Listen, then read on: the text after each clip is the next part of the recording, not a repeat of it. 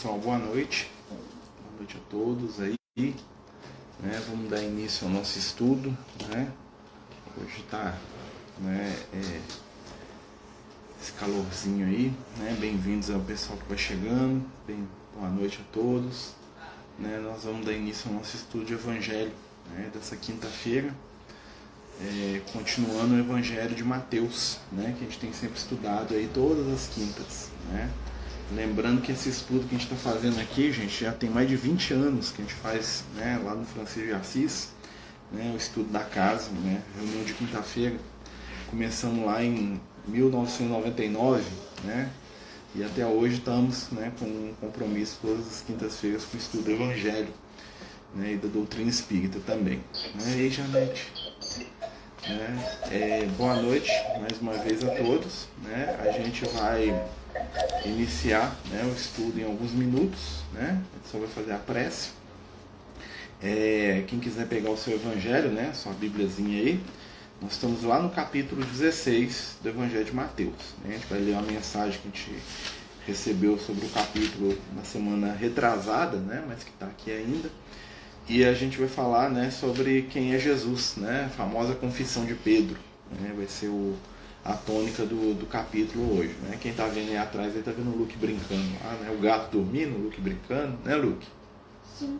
É isso aí. Então vamos lá, né, pessoal, fazer a nossa prece e dar continuidade ao nosso estudo. Bem-vindos aí mais uma vez todos que chegam, né? E vamos lá.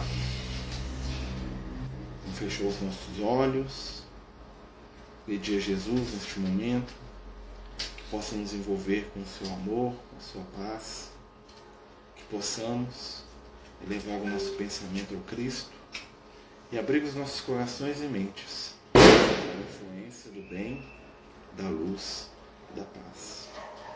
Mestre amigo, ajuda-nos a caminhar e permite que possamos estar ao teu lado, hoje e em todos os momentos. Que assim seja, graças a Deus. Então, pessoal, né, mais uma vez boa noite aí a todos que vão chegando, né? A gente vai dar início ao nosso estudo, né, do Evangelho, lembrando aí, né, aos companheiros que a gente está seguindo aqui na Bíblia, né? A gente está pegando o Evangelho de Mateus, né? E hoje nós vamos lá para o versículo 13, né? Nós vamos para o versículo 13 do capítulo 16 do Evangelho de Mateus, né? Que tem uma série de contextos aí muito interessantes, né? E a gente vai fazer uma leitura aqui, né, da nossa mensagem aqui do nosso querido Liel, né? Deixa eu achar ela aqui. As mensagenzinhas estão um pouco atrás.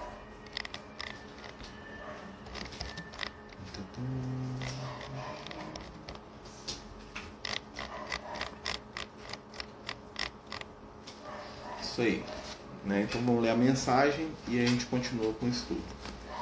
Quem é Jesus? Para o sofredor, ele é o auxílio.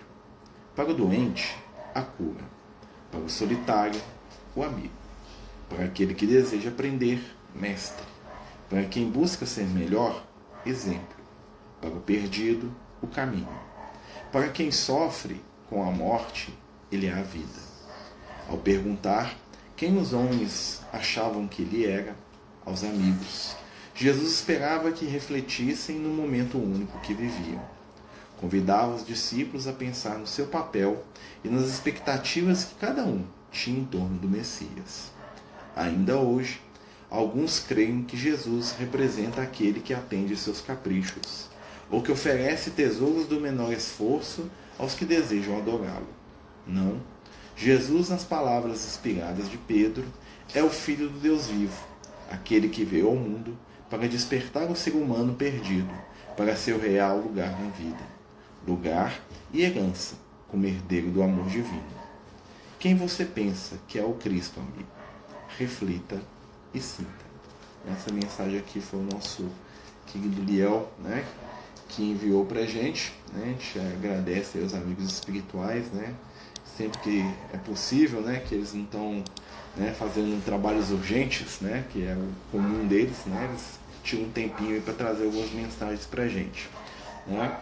Então, só para a gente recapitular, né, a gente estava no capítulo 16 do Evangelho, né, de Mateus, E no início do capítulo, né, Jesus encontra ali com um grupo de fariseus e saduceus. A gente fala um pouquinho, né, das duas seitas religiosas predominantes na época de Jesus, né, os que dominavam ali o cenário religioso e político, né, tanto os fariseus e os saduceus. E eles pedem a Jesus um sinal, e Jesus fala para eles que o sinal que eles vão ter vai ser uma analogia ao sinal, né, do mito do profeta Jonas, né, que é o famoso sinal de ser engolido pela baleia, né, ou seja, que eles eram, em essência, né, o que o Jonas foi no passado, ou seja, alguém que fugiu dos seus compromissos espirituais e por isso foi, né, buscar a sua paz no mar, né, que representa a materialidade. E aí ele é engolido pelo peixe, né? Mas mesmo assim ele foi vomitado no final, ou seja, o peixe não conseguiu impedir, né, ou escondê-lo o tempo suficiente, né? Então Jesus faz essa analogia ali com os doutores da lei, né, com os fariseus, com os saduceus, que tinham conhecimento e não utilizavam esse conhecimento de maneira adequada, né, para estar ajudando aqueles que precisam, né? E para estar se ajudando também, tá, gente? Né? E aí ele continua, que nós vamos hoje aqui pro versículo 13 em diante. Vamos lá, vou ler aqui, ó. Mateus 16, versículo 13. Jesus foi para a região de Cesareia de Filipe. Cesareia era uma cidade marítima, né, uma cidade portuária, que ficava próximo ali, né, da entrada ali do mar Mediterrâneo, né, que levava ao mar Mediterrâneo, tá? E era um porto, né, muito famoso, chamado Cesareia, porque o Filipe, que era um dos irmãos da família Herodes, né, ele era irmão do Herodes lá, do Herodes Antipas, né, aquele lá que matou João Batista, né.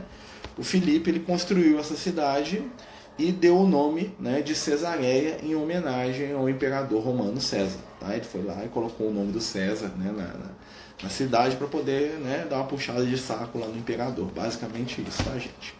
E aí Jesus, né, ele vai para aquela região, né, uma região, né, próxima do mar ali, e quando ele está a caminho, ele interroga os seus discípulos dizendo: quem dizem os homens que é o Filho do Homem? Né? Tem que lembrar, gente, Filho do Homem é a forma corriqueira com a qual Jesus se referia a si mesmo. Né? Então a gente fala assim, quem eu sou? Jesus fala quem é o Filho do Homem. Tá? Jesus normalmente, né, se chamava, né, ele falava de si como o Filho do Homem. Né? Por quê? Porque Jesus, quando ele dizia isso, ele estava dizendo que ele é aquilo que nasce do ser humano. Né? Ou seja, Jesus é o próximo estágio. Jesus, né, está à frente. Né? Jesus está no fim da rota humana. Então ele é o Filho do Homem, é o que nasce a partir do homem, é o que vem depois, é o que está acima, né? É aquilo que é o ser humano aprimorado, né? A versão mais moderna, né? Mais aprimorada, vamos dizer assim. E ele continua lá: quem dizem os homens que é o Filho do Homem? Eles responderam: uns dizem que é João Batista, outros que é Elias, outros que é Jeremias ou algum dos profetas. Né? Então Jesus pergunta, né, para os discípulos assim, o que o povo está falando de mim? Quem eu sou? Né? Basicamente ele está perguntando isso. E aí os discípulos falam o que eles escutavam, né, das pessoas à volta, o que eles também, né, discutiam entre si. Alguns falavam que ele era o João Batista, né? Outros falavam que ele era o profeta Elias, ou seja, Jesus, né, era o próprio João Batista, ou era o profeta Elias, ou era o profeta Jeremias, ou algum dos outros profetas. Ou seja, você vai ver ali que tem uma ideia, né, bem clara de um retorno de um desses personagens do passado, né, à vida material, né, um retorno à vida material. Né? Mas ao mesmo tempo nós vamos notar, né, que na época de Jesus não tinha um conceito muito claro sobre o que era. Tanto é que alguns achavam que Jesus era o próprio João Batista. E isso até o rei Herodes, né, quando Jesus é preso, né, circulava que o Herodes achava que Jesus era o João Batista que tinha voltado à morte. Tá? Porque ao contrário do que a gente entende hoje de reencarnação, né, o pessoal morre, vai para o mundo espiritual, aí nasce no corpo do bebê. Né? Esse conceito, né, apesar de que alguns acreditavam na época de Jesus, não era geral, tá, gente? Falar que todo mundo acreditava em reencarnação, né, nem tinha esse termo. Né? Eles acreditavam que uma pessoa podia renascer no corpo da outra. Né? Ou seja, o João Batista podia entrar no corpo de Jesus e ali agora, né, no corpo de Jesus estava o João Batista, ao mesmo tempo que Jesus. Tá? Então é uma coisa meio confusa, né? Fruto do entendimento que eles tinham na época. Tá? Outros falam que ele era o profeta Elias, né, que viveu antes, né, o precursor do Messias, né? Então eles falam assim, esse Jesus aí é o profeta Elias que voltou. Outros falavam ainda que Jesus era o profeta Jeremias, né, porque o profeta Jeremias tinha uma coisa muito, muito forte, né, tem um livro chamado As Lamentações de Jeremias, né, que o Jeremias ele é muito crítico, né, à conduta do povo de Israel, e Jesus tinha uma conduta um tanto semelhante, ele era crítico, né, daquelas tradições hipócritas, né? Então eles falavam assim, ele é o Jeremias. E outros falavam que ele era alguns dos profetas do passado. Então nós vamos ver ali que existe uma ideia, né, de que o espírito poderia renascer. Né? Então as pessoas ficavam ali divididas. Né? Como eu falei, não era todo mundo que acreditava nisso na época de Jesus, tá? Mas existiam algumas pessoas que sim que acreditavam no que eles chamavam na época, né, de transmigração. Tá? O que é a transmigração? A transmigração veio da Índia e da Grécia, né? Que era a ideia de que o nosso espírito podia retornar em outro corpo. Tá? Então lá na Grécia tinha lá o culto lá dos orfistas, né? E da deusa Deméter, né? Normalmente os dois, né? Do Orfeu e da Deméter, que acreditavam, né, que as pessoas quando estavam lá nos Campos Elíseos, lá no reino do Hades, lá elas podiam tomar banho num rio chamado Rio Lete, e esse rio Lete fazia com que elas esquecessem do passado e elas nasciam de novo, com uma outra vida, com uma outra personalidade. Né? Então eles achavam que o rio Lete fazia as pessoas esquecerem. Então tem várias tragédias gregas lá, né? Heróis gregos que vão até o inferno lá para beber a água do rio Lete, para poder esquecer, né, de alguma coisa horrível que fez no passado. Isso era bem recorrente. Mas é um conceito, né, que a gente vê que estava ali na época. Então eles acreditavam nessa transmigração espiritual, né? Ou seja, você migra de um mundo espiritual para outro. Tá? Que também é um conceito muito forte, né? Um conceito muito presente no hinduísmo, né? Apesar de que os hindus eles acreditam um pouco diferente. Os hindus eles acreditam que existem vários mundos e quando você morre em um, você já automaticamente nasce no outro. Tá? São mundos que são como se fossem várias realidades paralelas ali, né? Então você morreu aqui no mundo do homem, você nasce lá no mundo dos deuses, depois você nasce no mundo do inferno, e tem vários, né? São 6 mundos, eles chamam de Sansara, né? Que é a roda dos mundos, tá, pessoal, né? Então a Sansara são os 6 mundos que a pessoa vai depois que ela morre. É como se a gente fosse pulando de mundo, na visão deles, tá, gente? Uma hora acaba voltando para a Terra, tá? Então existiam esses conceitos. E aí Jesus, né? Jesus lhes disse, e vós? Quem dizeis que eu sou? Né? Então Jesus fala assim, ó, todo mundo está falando isso, tá? E vocês? O que vocês acham? Né? Tipo assim, né? Jesus dá uma cutucada nos discípulos. Né? Boa noite, pessoal. Boa noite, todo mundo está chegando aí. Estamos no capítulo 16 do Evangelho de Mateus, versículo 13 em diante. Então Jesus dá uma cutucada nos discípulos. Fala assim, tá, você vai falar o que os outros acham. E você? E vocês? Né? Respondendo Simão Pedro, disse, né, o Simão sempre o ansioso, né, sempre o que, né, pensa, né, que quer atropelar tudo, né, mas aqui ele dá lá dentro. Né, e o que dizem e vós, quem dizeis que eu sou? Respondendo Simão Pedro, disse, tu és o Cristo, filho do Deus vivo. Né, olha só que interessante. Né, então, e aqui tem um jogo de palavras, quando a gente vai ler, principalmente quando você lê e você traduz o texto para o aramaico, que era a língua de Jesus, Jesus fala o seguinte, olha a pergunta de Jesus, e vocês, quem dizem que eu sou? Né? Vamos lembrar que eu sou, tá? É o nome do Deus dos judeus. Tá? Quando Moisés está lá no deserto, aparece lá na árvore pegando fogo, né, na sarça ardente, Moisés pergunta o nome de Deus e fala assim, eu sou. Né? Ou Yahvé, ou Jeová, ou Javé, né? Depende aí da tradução, né? E Deus fala para ele, Deus, né? A gente ali, claro que é uma representação da espiritualidade, né? O próprio Deus, criador do universo, né? Mas fala assim, eu sou o que sou. Né? E aí Jesus pergunta para eles, e vocês, quem dizem que eu sou?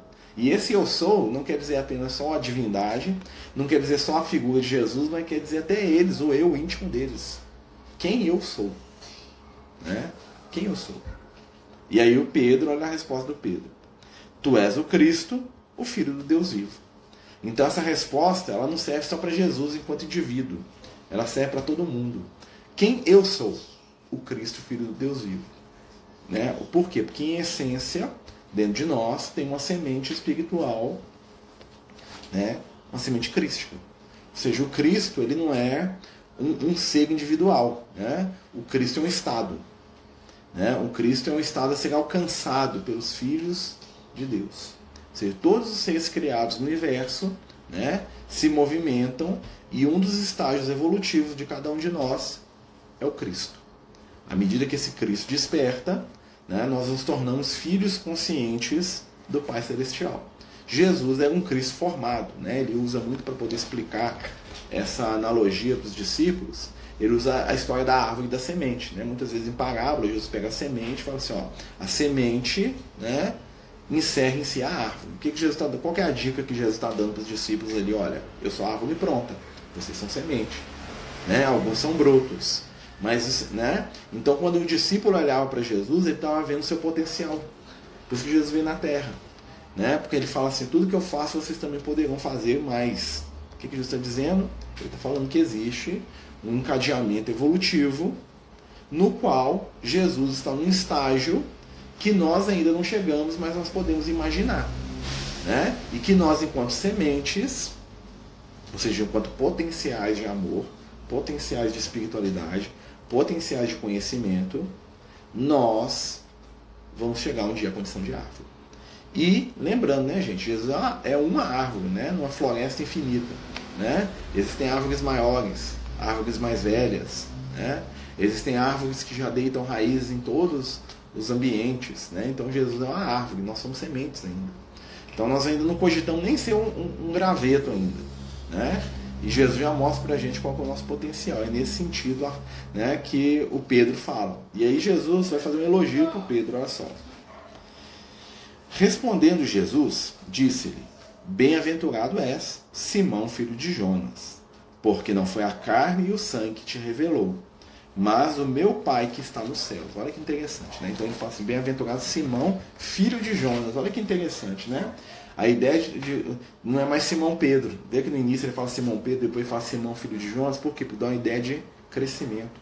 Né? O filho vem depois do pai. O filho ele vai ser o quê? O futuro do pai. Né? O filho vai ser melhor que o pai.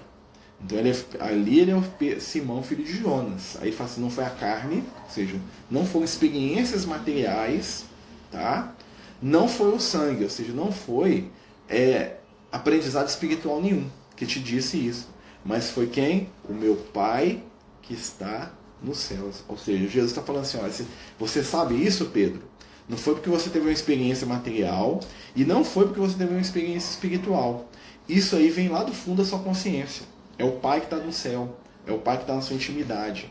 Né? Então, quando o Pai está lá na intimidade, lá na essência dele, né, lá dentro, né, no nível mais profundo da consciência, esse Pai, né, falou e o Pedro naquele momento despertou. É como se naqueles pequenos segundos ali que o Pedro falou, né, naquela frasezinha, o Pedro ele tocou no estado de Cristo. É como se o Pedro tivesse tornado um Cristo por um segundo. Ele entrou em contato com uma profundidade tão grande da própria consciência que ele conectou com Deus, com o Criador de tudo. E aí ele soltou aquela. E Jesus falou, opa, você conseguiu aí, Pedro. Né? Durante 10 segundos você conseguiu. Né? Agora, né, em milhões de anos, em 10 segundos ele conseguiu. O que Jesus faz o tempo todo, Pedro conseguiu ali, né, uma experiência transcendental além da imaginação. Uma mediunidade divina. Tá? Nem uma mediunidade de espírito, não. Nem de ideia. Tá? Não foi a carne nem o sangue. Foi o Pai que está no céu. Ou seja, Pedro conectou com o próprio Criador naquele momento. Né? E ele continua aqui, ó. E eu digo-te que tu és Pedro e sobre esta pedra edificarei a minha igreja. Lembra da igreja católica, né? Aí o pessoal acha que Jesus está falando da igreja material, né? Então quando Jesus fala que tu és Pedro, né, e sobre esta pedra edificarei igreja, é reunião, é eclésia, né? É reunir, tá? Não é igreja templo, não, né? Então o que acontece?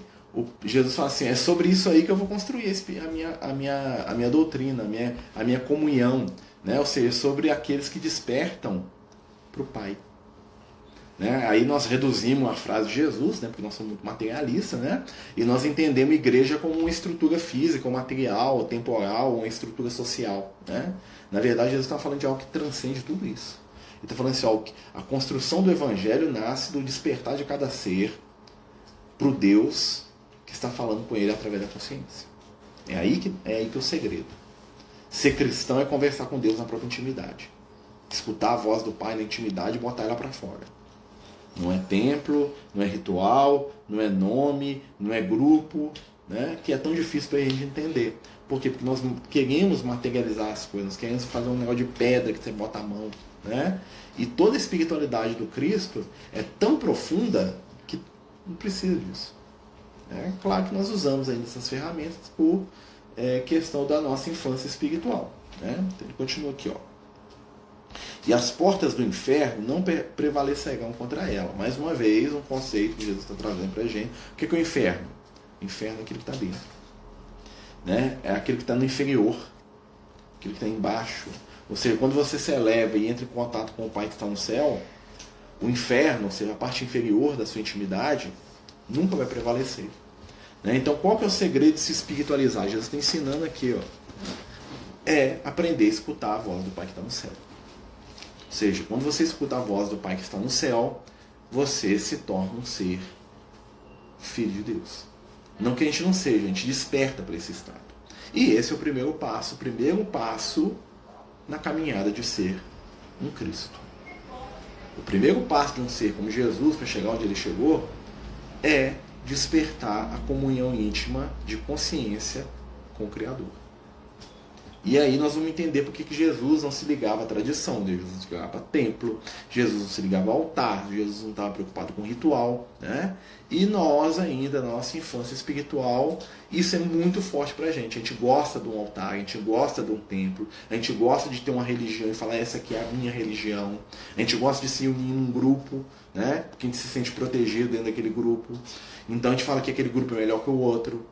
Né? Então nós temos ainda muita necessidade de materialização. Por quê? Porque nós somos ainda espíritos muito, muito, muito, muito jovens. Né? Mas Jesus ele veio para nos tirar dessa onda. Né? Respeitando, é claro, o nosso momento espiritual, porque ele nos respeita, porque ele nos ama, ele nos entende. Né? Mas é como se ele dissesse pra gente, para de brincar de casinha. Está na hora de estudar de verdade. Né? Para de adorar a Deus. Lembra quando ele vai conversar com a mulher samaritana? E aí a samaritana joga um conceito filosófico da época depois da mulher samaritana. Ela vira para Jesus e fala assim, olha, aqui dizem que devemos adorar no monte. Os judeus, como você, dizem que tem que adorar no templo. Olha o que ela está falando para Jesus. Divisão religiosa, né? Questão de crença. E aí Jesus fala assim, vai chegar um momento que Deus vai ser adorado em verdade e em espírito. Ou seja, Deus vai ser adorado dentro da intimidade. O Pai Nosso que está no céu. Lembra da oração de Jesus? Todas essas questões, né, têm uma conexão. Né? Todas essas questões têm, né, uma realização espiritual. Tá? Só um minutinho, tia. Ô, Luke, vai lá tomar banho, sua mãe acabou de te chamar. Vamos lá. Tá?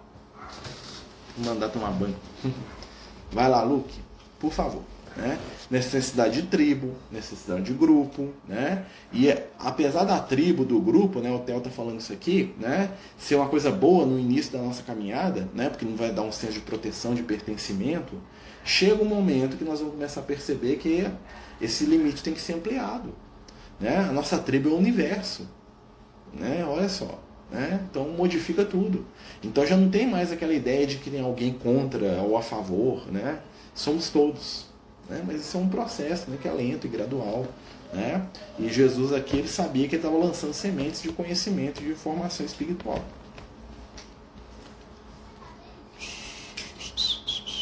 Vamos lá. Eu te darei as chaves do reino dos céus. Olha que interessante essa frase de Jesus. Né? Eu te darei as chaves do reino dos céus. E tudo que desatares sobre a terra será desatado também no céu. E tudo que ligares na terra será ligado no céu. Aí o que nós materializamos? O Pedro com a chave no portão. Né? Jesus fala de um conceito profundíssimo. E a gente imagina o Pedro lá no céu com a grade em volta, o Pedro lá, né? O Pedro assumindo a postura de porteiro do céu, porque ele tem uma chave que abre e fecha. Gente, chave, né? Nesse conceito aqui, é a ferramenta para poder abrir alguma coisa. E olha o que Jesus fala, olha só. Tudo que ligar sobre a terra será ligado no céu. Ou seja, o que eu faço na matéria impacta na minha consciência. Então, se eu roubo, se eu mato, se eu engano, se eu minto, né, na terra, vai ser ligado no céu. Ou seja, minha ação material tem uma consequência espiritual. E tudo que desatar sobre a terra será desatado também no céu. Ou seja, tudo aquilo. Aí a gente vai ver a questão da reencarnação. A gente renasce trazendo aquilo que nós escolhemos levar para o mundo espiritual, a gente traz de volta na outra encarnação, né? E a gente vai trabalhar aquilo para poder o quê? Desligar aquilo da nossa consciência. Então, quando eu cometo um crime, quando eu roubo, quando eu mato, quando eu agrido, né? Eu ligo a minha consciência naquilo. É a chave.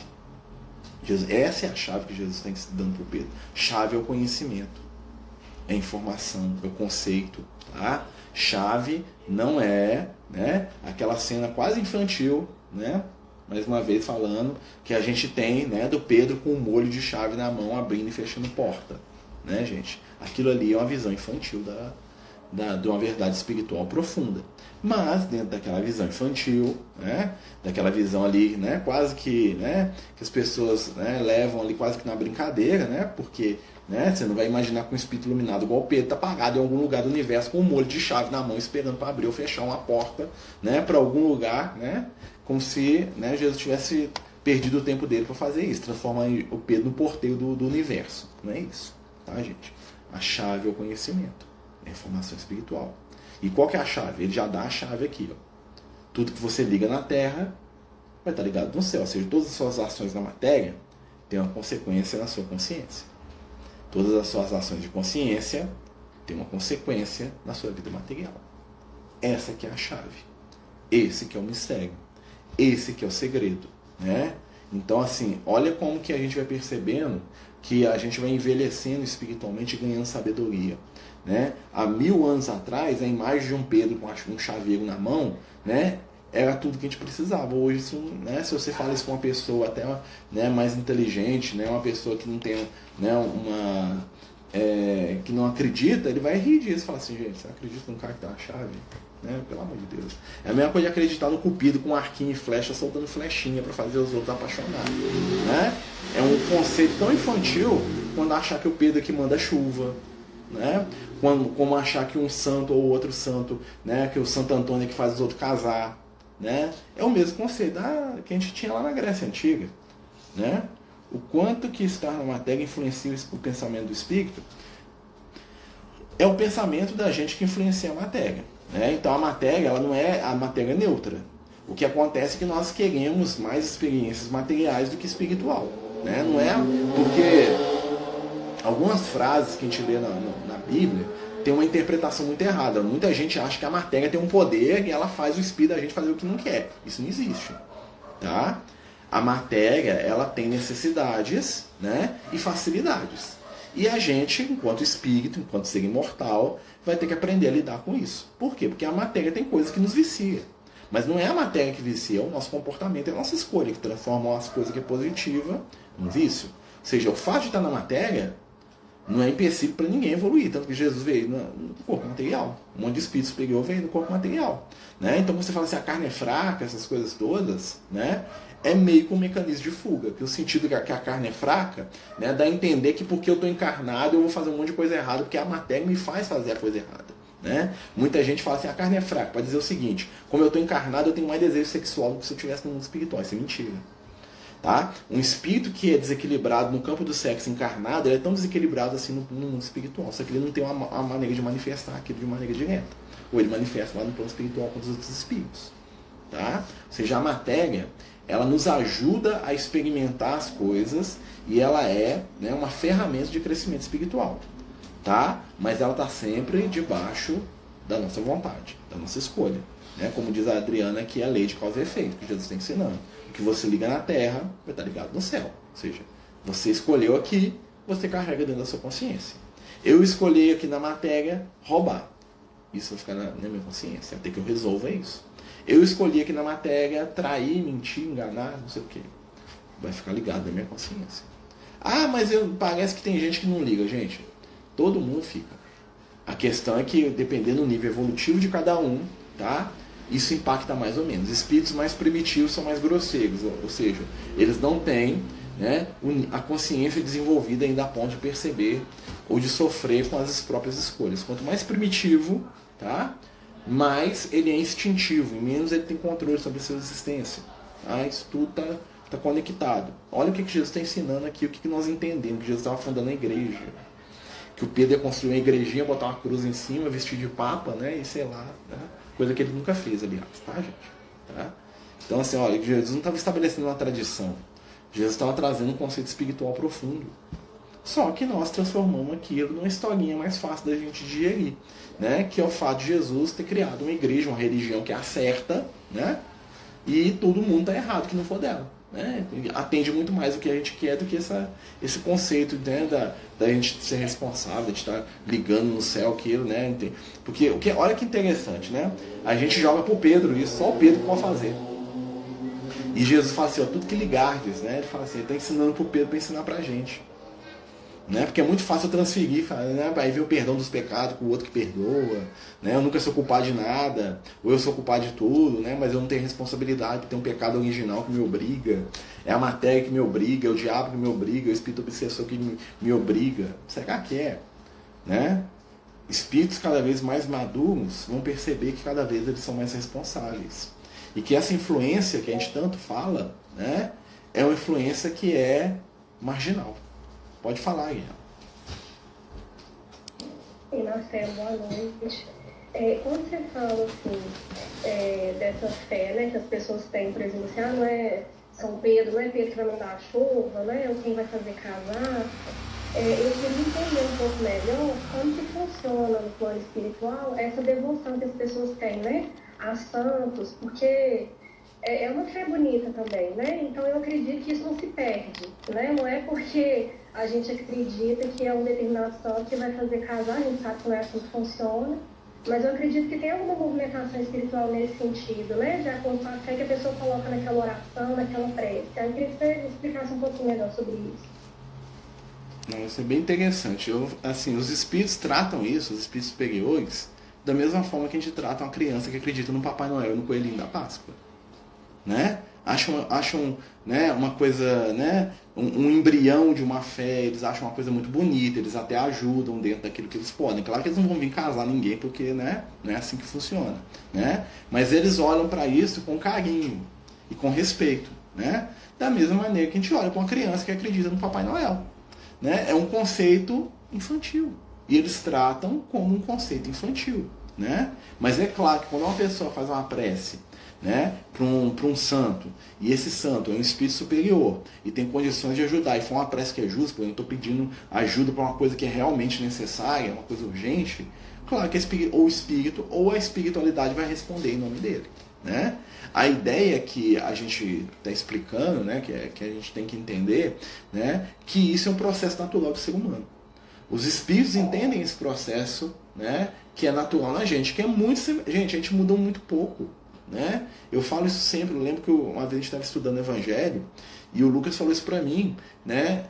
A gente é igualzinho o pessoal da antiguidade, né? Os gregos eles iam lá para o templo da Afrodite lá para arrumar marido, mulher, né? Eles iam lá para o templo lá do Hermes lá para resolver as coisas da maneira mais rápida possível, porque ele é o Deus, né, dos mensageiros, da velocidade, né? Olha só, a gente vai para o templo lá do Santo Expedito, a gente vai lá para, né, a igreja de Santo Antônio, é tudo muito semelhante. Né? Aí você volta um pouco mais lá no Egito, o cara queria casar, ele ia lá pro templo da deusa Isis, ou da deusa Ator, que era a deusa do casamento, entendeu? Ele queria cura, ele ia lá pro templo lá do né, que era o deus da cura lá do Egito. Tinha tantos, né? Rapep, que é um hipopótamo. Né? Aí ele ia lá pro templo do Asclépios lá, que é o deus da medicina, o filho do Apolo, né, para pedir cura. A gente vai no templo lá do Lucas, né? Coitado do Lucas, né? Da medicina. Vocês estão entendendo como é que nós ainda, apesar de a gente ter mudado um pouco, né, a estrutura externa, né? A gente mudou os nomes, mas os nossos conceitos e construções ainda são de 3.000, de 5.000 anos atrás, né? Nós ainda queremos referências, né? Por isso que a gente tinha os deuses e hoje nós temos os santos, né? E quando a gente não tem os santos, nós temos o quê? Os espíritos, né? Então eu falo assim, olha, eu não vou pedir cura para São Lucas, nem pro Asclépios, nem pro Apolo, nem pro sei lá quem for. Mas eu vou pedir pro doutor Bezerra. Olha como é que a gente vai, né? Mas claro que quando a gente nota isso, a gente vai perceber que tem, né, uma um aprofundamento de conceito. Né? Então, quando uma pessoa está lá fazendo uma prece para um santo, quando ela está lá rezando lá com a devoção dela, pode ter certeza que a espiritualidade vai atender, ou mesmo o próprio espírito. Né? Claro que ele não vai atender os pedidos pueris que a gente faz. Né? Claro que você não vai imaginar com a entidade veneranda, né? Vai descer dos planos iluminados para fazer com que o Joãozinho namore a Mariazinha. Né? Um espírito iluminado vai descer, vai pôr a mão na cabeça da pessoa e falar assim: amo fulano. Né? Isso é um conceito, né? De espírito infantil. Como a gente acreditava que a Afrodite mandava o Cupido, o filho dela, sair soltando flechinha nos outros para apaixonar. Né? E é muito bonito, né? Dá uma ideia de uma intervenção espiritual. Existem uma série de conceitos ali por dentro que são verdadeiros. Existe interferência, existe intervenção, mas não do jeito infantil que a gente imagina. Né? Mas aí o que vai acontecer? Aqueles próprios espíritos vão trabalhar, falar assim: olha, o Marcelo está buscando as questões de sentimento, né? Nós não vamos fazer a Mariazinha apaixonar pelo Joãozinho, mas nós podemos começar a ensinar ele o que é amar de verdade aqui. Vamos dar umas oportunidades para ele aprender o amor verdadeiro, da renúncia. Vocês estão entendendo? Né? A resposta sempre vai vir, mas é uma resposta que depende do nosso estado espiritual. Né? Então, a questão de orar a Deus e orar a Jesus, existe diferença? O que vale mais é o sentimento. É foco, né? Então você pode orar para Jesus, você pode orar para Zeus, para Poseidon, não vai chegar, né? O Criador do Universo, ele vai perceber as nossas preces se elas subirem, né? E Jesus, ele é a nossa referência espiritual no planeta Terra. Então você fazer uma prece para Jesus é naturalmente compreensível. Mas se o cara não acredita em Jesus, se ele for um muçulmano, se ele for um hindu, como é que fica? Né? Se ele for lá um shintoísta, que não acredita em nenhum deus, que ele acredita numa força, se ele for um budista, ele vai fazer uma rogação para quê? Para o universo, para ser, né? Vai ter um outro aspecto que está errado. Não. Né? Deus não precisa de carteira de identidade para achar ele, não, gente. Deus não está preocupado se você sabe o nome dele, não. Em outro planeta, Deus deve ter outros nomes, né? Outros conceitos. Né? Então a gente... Né? Então, assim, o que vale na prece é o sentimento, a emoção, a profundidade. Né? Por isso que eu falo, às vezes a oração de uma criança, uma oração infantil, tem muito poder. Às vezes a minha avó rezando lá no pé lá do Santo Expedito, lá, ó, do São Judas Tadeu dela, né? Aquela vibração daquilo lá chega lá no espírito. E a minha não chega. Né? Cheia de conceito, cheia de entendimento, a minha não chega. Né? Então a gente tem que está entendendo isso, mas assim, aos olhos da espiritualidade, as nossas crenças, principalmente as nossas crenças aí de santos, padroeiros, essas coisas todas, são consideradas crenças de crianças espirituais, né? Tá no mesmo nível na visão dos espíritos que a gente acredita em Papai Noel, né? Mas o Papai Noel é um conceito muito legal, né? O Coelhinho da Páscoa também, né? Mas é uma coisa que serve pra gente em determinado estado da nossa evolução. Sim, o Cristo é o representante de Deus na Terra, né? Ele é o cara, né? Não podemos desacreditar a pessoa que tem uma grande evolução, com certeza, porque na verdade a fé faz acontecer sim. Ó. Tem muitos casos de entidade, de pessoas que têm fé em santos que são espírito trevoso, gente. Né? Isso é muito conhecido. Entidades que foram consagradas como santo, né? Mas que eram pessoas cruéis, terríveis, enquanto encarnados, que eram santos por questão política. O cara desencarnou, teve lá um jogo político ali na região onde ele viveu, lá ele era um rei, ou era um nobre, ou ele era um bispo famoso lá, e aí a igreja canoniza o cara para poder, né, atender uma demanda lá do rei da região, da família rica, cujo cara era descendente, e o cara vira santo. Isso quer dizer que ele se torna um ser iluminado no plano espiritual? Não. Né? Tem santo, gente, da igreja católica, tem espírito que a gente tem pessoas que todo mundo acha que é muito, né, que é um santo, que está comandando as regiões das trevas, lá nos umbral, lá, o espírito trevoso. Por quê? Porque o cara é um monstro enquanto encarnado e continua sendo no mundo espiritual. Né? Tomara que mude o mais rápido possível. Alguns mudaram, outros não. Né? Como tem gente que não é santo, né? Como tem gente que não tem a nomenclatura de santo, e é muito superior a todos nós aqui juntos. Né? Existem pessoas que nem acreditam em Deus, eu falo isso sempre porque os amigos espirituais falam isso muito. Tem gente que não acredita em Jesus, não acredita em Espírito, não acredita em nada, mas é mais cristão que eu. Né? Então eu tenho que baixar minha bola, abrir o meu entendimento de que o universo e a espiritualidade é muito mais do que eu entendo. Né? Nós ainda somos espíritos extremamente infantis, no início de um processo de caminhada de aprendizado. Nós temos que estar abertos para entender o diferente, o novo, né? E nós, né, temos, né, a certeza de que não é religião ou não é crença que resolve o nosso problema. O que resolve o nosso problema é a humanidade, a nossa empatia, a nossa capacidade de fazer o bem, de querer ser melhor, não melhor que o outro, tá? Melhor do que a gente já foi. Né? O que é querer ser melhor? Errar menos. Hoje eu quero errar menos. Né? Então vamos lá. Por que nos foi dado um mentor espiritual? Porque alguém nos ama. Por que a gente tem uma mãe? Por que você gosta do seu filho? Por que a gente gosta dos nossos filhos? Amor. O que são os mentores espirituais se não os nossos familiares no mundo espiritual? Os nossos amigos. Amizade. Você fez um laço de amizade com você, ele te ama, ele gosta de você, ele se preocupa com você, aí ele vai cuidar de você.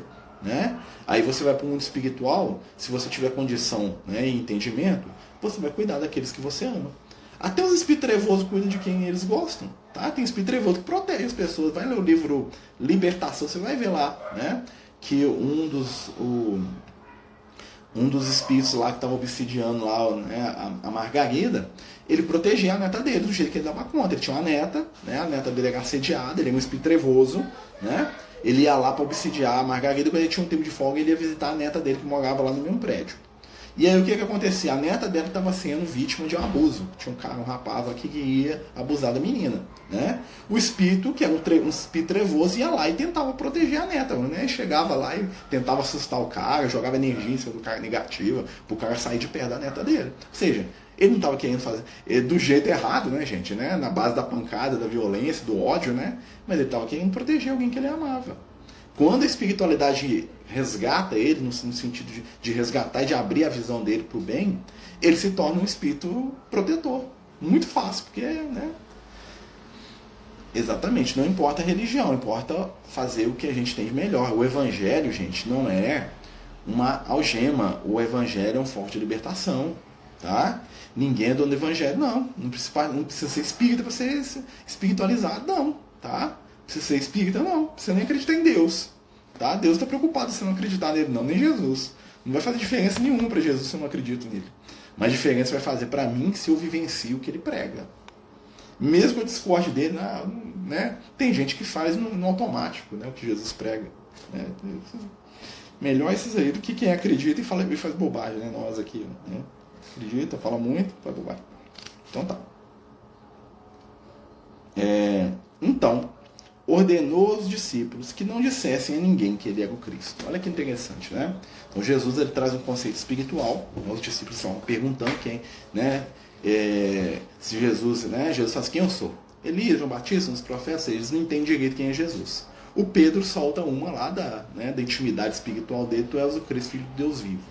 Aí Jesus ensina ao Pedro que aquilo ali é o primeiro passo do despertar espiritual do Pedro. É entender que nós somos filhos de Deus.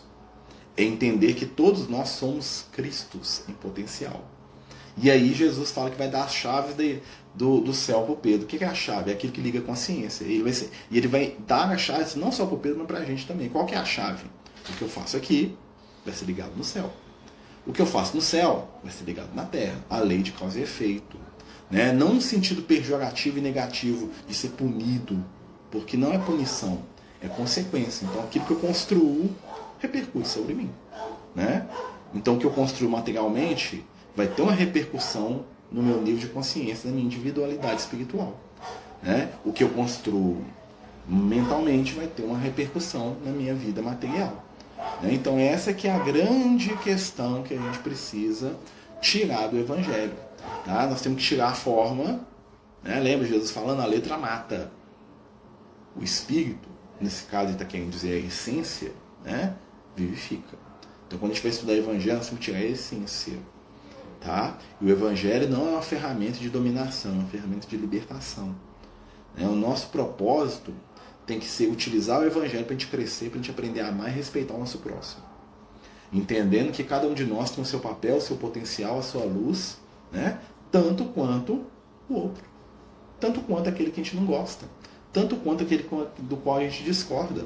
Tanto quanto aquele que se veste, que pensa, que sente, que deseja, que é diferente.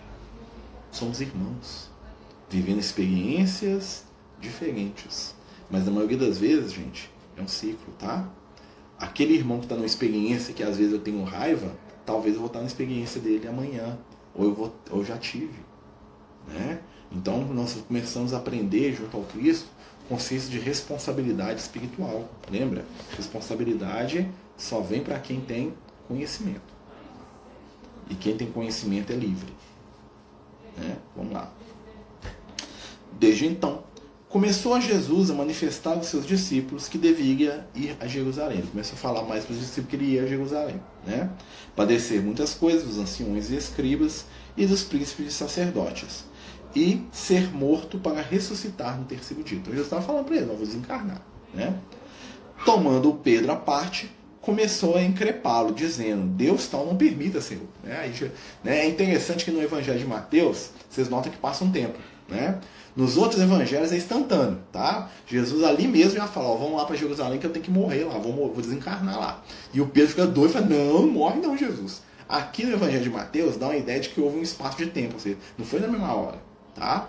Vamos lembrar que cada um dos evangelhos, quando a gente vai ler, né, os evangelhos eles não são perfeitos no sentido de que eles são a narrativa perfeita. Os evangelhos são fruto e a experiência de cada discípulo, de cada personagem, né, que dá nome a ele. Ou seja, o Evangelho de Mateus é aquilo que o Mateus pegou e percebeu da vida de Jesus. O Evangelho de João, né, é diferente. Por quê? Porque o João estava focado em outras coisas. O que chamava atenção nas falas, nas ações, nas atitudes de Jesus, para o João, era diferente do Mateus. O Evangelho de Marcos já é bem diferente. Por quê? Em primeiro lugar, porque o Marcos ele não teve presente na maioria dos casos. O Marcos conheceu Jesus, né, mas ele era uma criança na época. Mas o Evangelho de Marcos é o Evangelho do quê? Das lembranças do Pedro. O Pedro ia contando e o Marcos ia escrevendo e juntando a informação que ele tinha. Né? Tanto é que é o Evangelho que o pessoal mais gosta de estudar, né? Porque fala que é o Evangelho que dá origem aos outros. Né? Tem motivos para isso sim. Né? E o Evangelho de Lucas? O Evangelho do Lucas, né? O Lucas ele não conheceu Jesus, todo mundo sabe disso, né? Pelo menos encarnado não conheceu. Né? E o que acontece? O Lucas, a pedido do Paulo, ele vai procurar as pessoas, né? Principalmente quando o Paulo esteve preso lá em Jerusalém, ele ficou quase 4 anos preso, né? Em Jerusalém, antes de ir para Roma. O Lucas, como ele era médico curioso, né? Ele saiu pesquisando, conversando com todo mundo que conheceu Jesus. Ele foi lá ver as pessoas que eram curadas, ele foi porque ele chamava a atenção dele, que era médico, ele queria saber das curas. E o Lucas também ele teve a oportunidade de ir a Éfeso, né? Na Turquia hoje, né? Era a cidade de Éfeso, onde o João, o evangelista, e a Maria viviam. A Maria, mãe de Jesus, né? Ela morreu na Turquia, né? Não sei se vocês sabem, ela morreu na cidade de Éfeso. Né? E aí, o Lucas pegou a informação da boca da Maria. Falou, contei as histórias de Jesus aqui para escrever aqui. Né? Então você vai ver que a narrativa do Lucas tem uma série de questões da infância de Jesus, lá, a questão dele no templo. Né? Por quê? Porque ele ouviu de Maria a história. Né? Então, assim, são casos diferentes. Vamos ver aqui, tem uma pergunta. Marcelo, no mundo espiritual dá para saber exatamente como foram os acontecimentos de Jesus encarnado? Sim, dá. Né? Se você for, os espíritos superiores, eles conseguem não só ver, como experimentar aquilo como se eles estivessem lá. Né? Eles conseguem, né, ter acesso até às informações, né, às emoções das pessoas que participaram daquelas situações lá junto ao Cristo, tá? Segundo os amigos espirituais. Né? Minha Bíblia está até soltando folha, a gente está vendo. Né? Isso aqui é no livrinho aqui do Lucas, aqui. Deixa eu colocar ele no lugar aqui. Mas assim, é possível sim, tá? Segundo a espiritualidade, não só. Os espíritos superiores, quando chegam a um determinado ponto de evolução, eles conseguem compartilhar as lembranças deles. Então, você vai lá e você fica conhecendo lá o Pedro lá e fala assim, nossa, né? O Pedro fala, não, vou te dar minha lembrança de como é que era Jesus, né? Nossas conversas, você vai se ver como o Pedro lá conhecendo Jesus. Vou pegar as lembranças do Pedro. Né? Olha que legal, né? Os espíritos chegam num ponto aí de evolução, mas eles conseguem ver e participar. Né? É como se eles estivessem vendo um filme interativo mesmo, como se eles estivessem lá dentro. Né? Como se eles entrassem numa realidade virtual, um negócio, né? Difícil até de explicar, mas é possível sim. Tá? E claro, né, eu não sei se já contei para vocês, eu acho que já. Né? Uma vez o Liel falou para mim que ele está estudando evangelho lá no mundo espiritual com o João Evangelista. Né? Eles têm um grupo de estudo lá, se imagina, né? O João Evangelista que dá aula para eles, né? Tem 200 anos que eles estão estudando o Evangelho, de novo, né? Porque eles viveram na época, né? Eles estão estudando para poder fazer o bem, né? E ele fala assim que esse grupo se reúne uma vez a cada mês, tá? E aí, né, lá onde eles vivem, lá nos planos iluminados, lá onde o João Evangelista vive, né? E aí o que acontece? eles estudam o Evangelho todos os dias da vida de Jesus. Eles veem o dia inteiro da vida de Jesus e estudam, aprendem o que está acontecendo. Claro que, como são espíritos iluminados, eles não veem só o plano físico, eles veem o que está acontecendo no mundo espiritual, no planeta, os reflexos, o que está tendo. Né? E eu lembro que a última vez que o Liel falou disso comigo, deve ter uns 10 anos, né? Ele falou que... Ó, cabelo, gente, desculpa. Ele falou que eles estavam no ponto que Jesus estava aprendendo a falar. Tá? Ou seja, eles estavam pegando os dias da vida de Jesus, todos Jesus estava aprendendo a falar. Né? E tinha lição nisso aí para eles, né? Quer saber, né? Então, imagina. Já perguntou pro Lucas como era Maria? Ah, já. Ele falou que era muito bonita, né? E muito cativante, né? Segundo ele, ele ia escrever as coisas e normalmente ele falava com ela para contar de novo as histórias, porque ele ficava tão maravilhado com a presença dela, né? Então ele ia na casa do João, né? Ficou lá alguns meses lá, né? O Paulo estava preso, aí o Paulo pediu. Na verdade, o que acontece? O Paulo e o Lucas foram a Éfeso em determinada época. Não só o Paulo e o Lucas, eu acho que o Timóteo estava junto também, né? E eles foram a Éfeso e lá o Paulo conheceu a Maria, né? Ele conheceu a Maria, aquela coisa, está até no livro Paulo Estevam, tá, gente? Quem quiser ler, está lá no Paulo Estevam. E aí quando eles vão lá, o Paulo combina com Maria e fala assim, não, eu quero voltar porque eu quero escrever um evangelho. O Paulo queria escrever um evangelho, tá? E ele queria que a Maria desse informação sobre a vida de Jesus. Eles combinam. A Maria fala, não, vamos escrever, vou te ajudar e tal. E o que acontece nisso? O Paulo vai para Jerusalém e é preso. Né? Como o Paulo percebeu que dali ele não ia sair tão cedo, ele pede para o Lucas ir fazer o evangelho. Aí o Lucas vai lá, visita Maria, o Lucas vai lá, viaja para Israel, vai visitar todas as pessoas que Jesus curou, que ainda estavam encarnadas, algumas, outras não, né? Por causa da perseguição, aquela coisa toda. Muita gente que foi curada por Jesus tinha sido morta, para poder meio que apagar, né, a presença dele, mas todo mundo era impossível, né, deles pegarem. Então o Lucas vai e escreve, né, vai lá e vai conhecer Maria. Não sei se vocês sabem, né, o Lucas era pintor também, então ele foi a primeira imagem de Maria da iconografia cristã, tá? Que não é aquela imagem dela com o manto na cabeça, porque aquilo é uma imagem da deusa, é uma deusa grega, tá? Chamada Reia, tá? Aquela imagem da Maria, né, a Mater Dei, tá? É a imagem da deusa Reia. E eles pegavam e fizeram uma, né? Mas a primeira pintura de Maria foi o Lucas que fez, ele era pintor também, né? Esse cara é iluminado, ele sabe fazer um monte de coisa, né? Tem inveja desse cara, né? Brincadeira, inveja do bem. Então, assim, a primeira representação iconográfica da Maria foi o Lucas que fez. Inclusive a do Paulo também, tem algumas catacumbas que tinham desenhos, né? Nas paredes do Paulo, do Jesus, de Maria, né? Que diz que algumas daquelas imagens foi o Lucas que desenhou, que pintou lá, para o pessoal saber quem que era, né? É bem interessante, né? Mas assim, segundo ele, era muito bonita, né? Como, né, características da raça judaica, né? Não era loura de olho azul igual a pessoa imagina, tá? Porque, né, dificilmente, apesar que existem judeus louros, né? Mas era, segundo, né, era uma pessoa muito bonita. Até porque é um espírito iluminado, um corpo, né, equilibradíssimo, não é? Né? O espírito se reflete no corpo quando ele é muito iluminado, só se ele não quiser, né? Mas não tinha, né? Tanto é que o Emmanuel, que ele escreve sobre Maria, né, o Públio Lenço tem uma carta, né? Muita gente, né, considera apócrifa lá, que é mentira e tal, mas tem uma carta dele que ele descreve Jesus e fala que Jesus só a mãe dele é mais bonita que ele, né? Porque ele era uma pessoa muito bonita. Bonita, gente, tem que entender dentro do conceito de beleza da época, tá? Então Jesus era uma pessoa extremamente saudável fisicamente, né? Então você num povo onde a maioria das pessoas não passava de 1,50 m, a média de vida era 35 anos, né? A taxa de mortalidade infantil era mais de 70%. Você vê um homem que não tem doença nenhuma, com quase 1,90 m de altura. Jesus, ele era um Deus encarnado, no sentido, né, da aparência, assim, né? Por quê? Porque ele tinha um organismo perfeito, né? Porque ele não tinha doença, né? Jesus não pegava gripe. Vocês imaginam o que é isso? Né? Maria devia estar muito próximo disso, né? Claro, tem as questões de alimentação, tem uma série de coisas ali também, né, que vão influenciar, mas, né, o espírito ali estava em equilíbrio, né? Então, né, o João Evangelista também fala que ele era muito bonito, né, o que era o outro espírito iluminadíssimo, num ambiente apropriado. Quando ele encarna como Francisco de Assis, aí o trem desanda todo, né? Aí é outra história, outra época, outra vibração, né, gente? Outra coisa, tá? Mas é isso, né, gente? Nós estamos terminando aqui o nosso estudo de Evangelho, né? A gente vai perceber que Jesus, né, ele instrui os discípulos para não ficar falando dessas coisas, até porque por dois motivos. Primeiro, a maioria das pessoas não entender.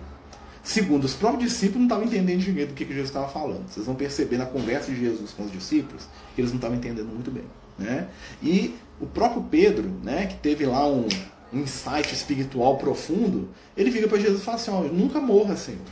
né? Não vai lá para morrer, não. O Pedro não entendeu, o Pedro estava materializando, né? Olha só como é que o Pedro estava numa questão muito humana. Ele estava pensando, meu amigo vai lá morrer, não quer que ele morre, não, né? Mas Jesus tinha que explicar, gente, morte não existe, que vai acabar meu corpo, mas o objetivo da morte do meu corpo, né? Que vai acabar de qualquer jeito, meu corpo vai acabar. Então eu vou lá para poder fixar na mente das pessoas a ideia da reencarnação, da vida depois da morte, né? E aí, o pessoal não entendia. O Pedro queria um amigo dele do lado dele, queria saber se ele era transcendente, não, entendeu? Aquela coisa. Já ouvi dizer que Maria é o espírito equivalente a Jesus, mas ela não teria gerado ele, é verdade? Isso não chega nesse ponto, não. Maria é um espírito iluminadíssimo, mas ela está no nível do João Evangelista ali, tá? Jesus é muito mais velho que Maria, mas muito, né? Maria é um dos espíritos mais superiores, né? A gente brinca, né? Muitas vezes a gente tenta transformar os espíritos, a gente faz uma escala numérica só para a gente poder entender, tá, gente? Então isso não é que existe isso no mundo espiritual, não, mas é um entendimento. Imagina o seguinte, os dias da criação são números, 1, 2, 3, 4, 5, 6. Na verdade são estágios da nossa evolução, tá? Então lá no número 1 é o momento da criação, tá? Depois vão 2, o 3, o 4, o 5, né? O 5 é o reino animal, os animais estão no estágio 5, vamos dizer assim. Nós, humanos, estamos no estágio 6. Por isso que fala que o número 6 é o número do homem. Deus cria o homem no 6º dia. Toda aquela coisa lá do Gênesis, né? Um ser, um anjo, um ser iluminadíssimo, né? Que a gente chama de speed luz, né? Imagina aí o Chico Xavier, né? É um espírito que está no estado angélico já. Ele já não é mais humano. Apesar que ele encarna num corpo humano, mas ele já transcendeu a humanidade. Ele está no nível 7. Jesus, dentro do que a gente sabe, é um espírito que está aí, se a gente fosse quantificar em número, ele está no número 9. Tá? Maria, o João Evangelista, está no número 8. No início do número 8. Jesus está no número 9. Para você entender a diferença, né? Um espírito como Jesus é um espírito que já cria planeta. Tá? Um espírito igual Francisco de Assis, ele não tem esse poder. O João Evangelista, nem a Maria, eles não têm ainda. Eles vão passar aí uns milhões de anos para chegar no nível que Jesus está. Jesus é bem mais velho, mas é próximo. Se a gente for analisar, né? Bem mais próximo que a gente. O Emmanuel, né, quando ele vai falar de Jesus, ele vai falar da nossa diferença, ele fala que Jesus está para nós como nós estamos para a ameba. Então Jesus está no 9, nós estamos no 6. A ameba está no 3. Está lá saindo do mineral para o vegetal lá, né? É um ser unicelular, nem vegetal é. Né? Então está lá entre o 3 ali. Né? Então tem uma diferença. Né? Então Jesus, quando ele fala isso, a gente vai entender o nível evolutivo. A diferença de Jesus para nós é a nossa diferença evolutiva com a ameba, com a pedra, tá? Com a bactéria. Né? Uma bactéria vai evoluir para chegar na nossa condição de bilhões de anos. É a diferença de Jesus para a gente. Né? Então dá para a gente ter uma ideia, tá, gente? Isso não é fechado, porque quando a gente fala isso parece que tem uma coisa quantificada, né? E isso gera muita coisa. Porque né, quando o Lucas me ensinou, ele falou assim, tá, Lucas, mas qual que é o final? Ele virou para mim e falou assim, quantos números existem? Aí me matou. Jesus está no número 9, a gente está no número 6, né? E aí eu pergunto para o Espírito, assim, qual que é o final? Ele fala quantos números existem? Imagina, Jesus é o número 9. Imagina alguém no número 50, número 10.000. Evolução, aprimoramento espiritual. Nós estamos só no começo da nossa história. Nós estamos mais perto dos animais do que de Jesus. Né? O animal está no 5, nós estamos no 6. A samambaia está no 4. Jesus está no 9. Então, vocês estão entendendo como é que nós estamos muito pertinho? Né? Vocês estão entendendo como é que os nossos irmãos mais próximos são mesmo os animais? Quando a gente pega um animalzinho aqui, gente, nós somos os irmãos mais velhos deles. Tá? Mas não somos tão mais velhos assim não, são uns milhões de anos e isso é nada. Né? Aí você pega os espíritos superiores, eles olham pra gente igual a gente olha pros bichinhos de estimação da gente. Fala, nossa, tá no caminho do Marcelo aqui. Né? O Marcelo mordeu hoje, tá mordendo, né? Nós vamos ter que colocar uma coleira nele aí, vai ter que reencarnar aí limitado. Né? Não sabe não. Né? Nós vamos ter que levar o Marcelo pra vacinar aí, porque aí tá com raiva, né? Nós vamos ter que adestrar o Marcelo. Espírito, claro que não é assim, né, gente? Eu tô falando que, imagina, proporcionalmente, né? A gente não faz isso com os bichos. Os espíritos de luz olham pra gente e falam assim, coitado, né? Tá lá chorando, pedindo as coisas, não sabe nem o que é. Né? Deixa ele chorar lá, nós vamos dar o que ele precisa, não é o que ele quer, não. Né? Aí nós vamos entender a nossa relação com. Só que é claro que são espíritos com um nível de amor, né? Que não é a nossa relação com os animais, ainda bem, né? Porque Somos uns irmãos mais velhos bem desequilibrados. Um dia nós vamos aprender. Um dia nós vamos chegar na condição que nós vamos começar a entender que os animais, né, olha como é que a gente vai emendando uma coisa na outra, né, gente? Desculpa. Né? São os nossos irmãos mais jovens. Nós devemos a eles cuidado e respeito. Nós devemos. É a obrigação do mais velho cuidar do mais novo. Por isso que os Espíritos de Luz cuidam da gente. Por isso que Jesus cuida de nós. Né? Não é por sua obrigação, é por amor também, né, gente? Mas é isso, né, pessoal? Vamos fazer a nossa prece. Lembrar que amanhã a gente tem um tratamento espiritual às 8 horas, né? Elevando o nosso pensamento ao Cristo, agradecendo pela informação, pelo conhecimento e pela luz, para que possamos juntos despertar em nossos corações os valores da caridade, do respeito, da harmonia. Senhor, traz a nós as forças do consolo e da fé, para que possamos colaborar contigo no trabalho do bem, no auxílio de quem precisa. Ajuda-nos a silenciar a crítica e estar de braços e mãos abertas para aqueles que estão necessitados de amor. Fica conosco, Senhor, como sabemos que sempre tem estado, hoje e por todo sempre. Que assim seja, graças a Deus. Meus amigos, boa noite. Até amanhã, né? Se Deus quiser, amanhã 8 horas temos tratamento espiritual, tá? Não esqueçam, tá bom? Boa noite, o vídeo vai ficar salvo aqui no Instagram. Até a semana que vem. Os Amigos do Caminho apresentam sua primeira obra literária, Versos do Caminho, uma compilação das mensagens do nosso amigo espiritual Lucas, à venda pelo WhatsApp 31 98827 3218. Toda a renda será destinada para o projeto Neurodiversos.